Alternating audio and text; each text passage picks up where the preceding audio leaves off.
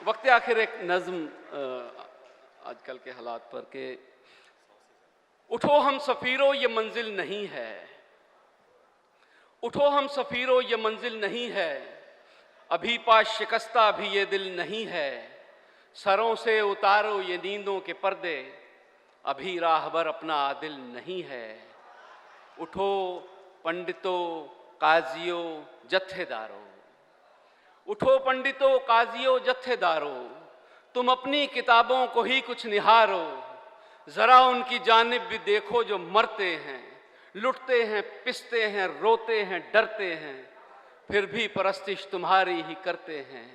अपना खुदा ईश्वर गॉड जो भी वो देखा है किसने, चलो गरचे हो भी वो बंदों के जैसा तो बेदिल नहीं है। उठो हम सफ़ीरों ये मंजिल नहीं है, अभी पास शिकस्ता भी ये दिल नहीं है। वाह,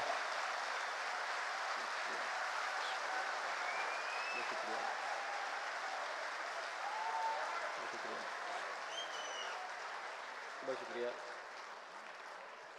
उठो अब ए गौतम समाधि को छोड़ो,